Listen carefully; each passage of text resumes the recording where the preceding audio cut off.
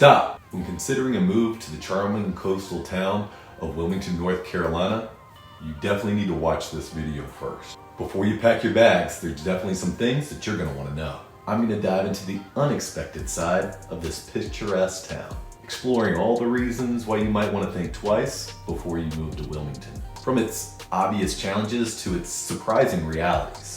I'll uncover all the things the brochures don't tell you about before coming to Wilmington. Stay tuned, because what you discover here may just change your mind.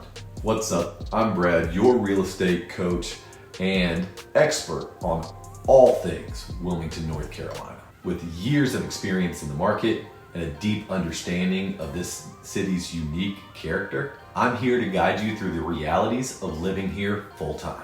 This is going beyond just property listings. Whether you're thinking about selling a home, buying a home, or just coming here on a visit, I'm here to provide you with valuable insights and honest advice on this coastal gem. So let's start talking about what Wilmington's really like. Make sure you stay for the bonus tip at the end, because it's one that almost ruined my first anniversary here. So first up is the obvious thing, the weather.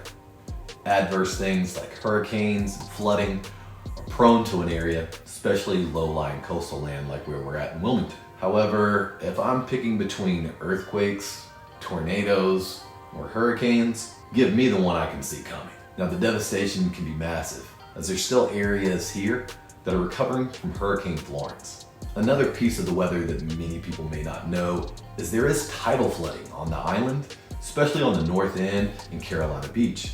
There are things called king tides, which align with the moons, and to not get too technical, without any rain, we can have some street flooding. Other things you're gonna wanna consider is kind of where you're moving from when it comes to the temperature and humidity. Now for me, coming from Houston, it's a lot cooler and less humid than it is than say in Pennsylvania, where maybe the heat and the humidity is something totally new for you. But I would consider North Carolina to have a mild climate, and whenever you're on the coast, the temperature fluctuations are a lot less. Second reason maybe not to come here is the traffic. Yeah, a guy from Houston's telling you Wilmington's got bad traffic. Go figure. Probably the absolute worst intersection in Wilmington is College and Oleander. College runs right down the middle of Wilmington, north to south, while Oleander runs east to west, right down the center as well.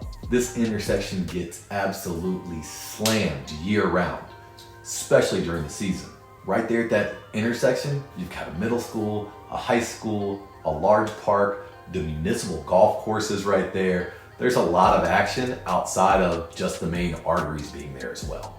From 3 o'clock to 7 o'clock, dodge it at all costs. And if you're looking up at the northeast side of town, in Ogden or out towards Hampstead, expect lots of construction and road delays there as well. I know people that takes 45 minutes for them just to get into town from Hampstead. Really consider where you're going to be working and where you're going to be living, what attractions you value most whenever you're looking at living in this area. Third one, which may seem obvious again, is tourists. Tourists can overwhelm businesses and streets. They also take over all of the beaches, all the best restaurants. But the good thing is this is all seasonal and is actually part of the economy here in Wilmington. If you've never been in a town that has these massive population swings, you're in for a real treat. My wife loves it here in the fall because it's the appropriate balance between seasonality as well as the actual weather outside being much more pleasant. In September and October, you can still go out to the beach,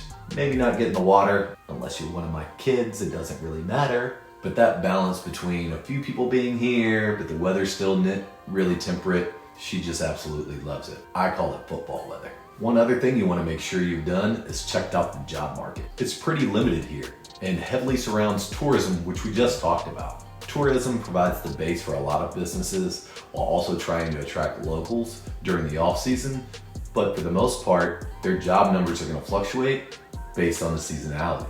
Wilmington, also known as Holly Dub, has a lot of film that comes in the area. However, the recent strikes by both the Screenwriters Guild and the Actors Guild has obviously put a limit on the amount of film being produced. Even though those strikes are over, Wilmington is having a harder time competing with other markets. We don't see the same amount of film that used to be back in the day in the 90s when things like One Tree Hill and Dawson's Creek were being filmed here. Don't get me wrong, my first week here, roads were shut down for some filming.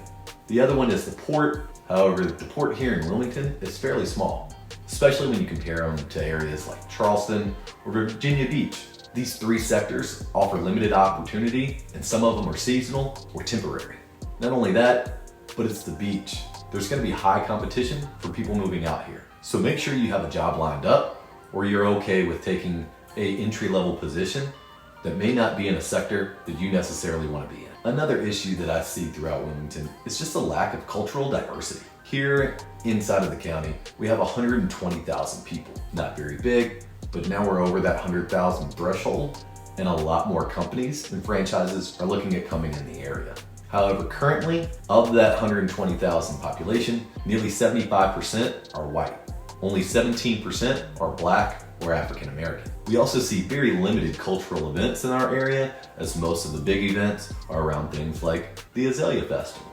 If you like exploring cultural diversity and getting to know other people and their cultures, Wilmington may not be the right spot for you. If you've learned something so far about Wilmington in this video, hit that like button. Next, limited public trans. We really only have the bus system. Now, there are other forms like the ferry, but for the most part, people are looking for busing are gonna find that we have limited routes in the area. Along with the limited service routes is also the service areas. WAVE, our local public transportation, is looking at adding in what they call micro routes that'll help provide a little bit of extra support out to different islands and underserved areas. However, if you've enjoyed public transportation in a big city like New York, you're gonna have to get used to probably purchasing a car and upkeeping it. Another issue with Wilmington is its proximity to other cities. The next close, what I would call metro area, is probably Myrtle Beach, just on the other side of the South Carolina line. Depending on where you're at in the city, it'll take you about an hour and a half to reach there. Fayetteville is probably the closest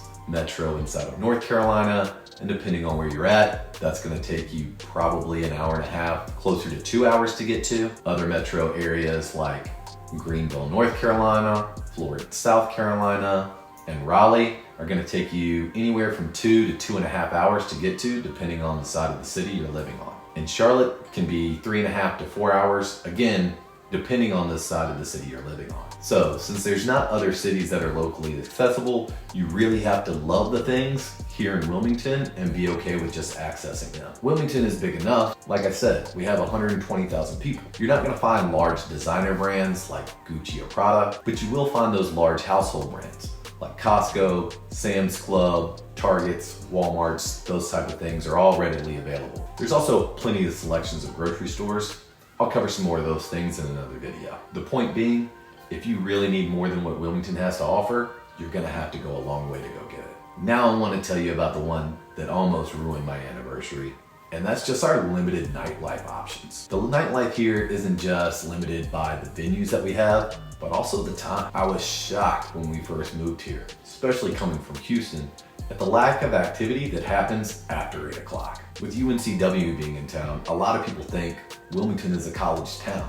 The truth is, there's not much here to serve the college students outside of the college itself. You're not gonna find a bunch of clubs or bars in that area. It's mostly commercial. There's things like Best Buy and the Sam's Club. But outside just a lack of venue, it's the times that they close. Me and my wife put our kids down at 7:30, decided to go out and have a drink for our anniversary. We were shocked when we pulled up to Good Hops, the local brewery here on the island, and they closed at 8. Luckily, we were able to go down to Soul Flavor, get a couple of drinks, because they didn't close till 11. Point being though, in Houston, Texas, we would have never seen a place close at 8. There is some seasonality to it as well, as some places are willing to stay open during the season to generate that extra revenue. However, for the most part, a lot of them just shut down at their normal times, in season or out of season. So if you're big into wanting to go out to the club, or you need multiple bars and you don't like just a local watering hole, Wilmington may not be the right spot for you. Overall, I've truly enjoyed moving to Wilmington and think that it has a lot to offer.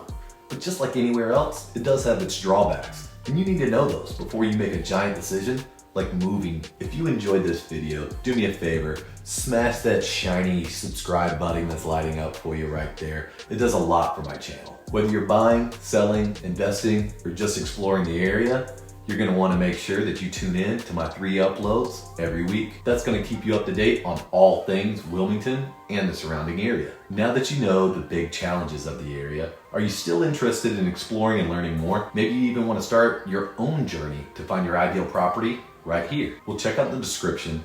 I'm just one message away. You'll find my cell and email located right below. And don't hesitate to reach out to Coach. I'm here to give you the expert advice and guidance that you need to make the best real estate decision for you and your family. Keep safe. I'll see you in the next video.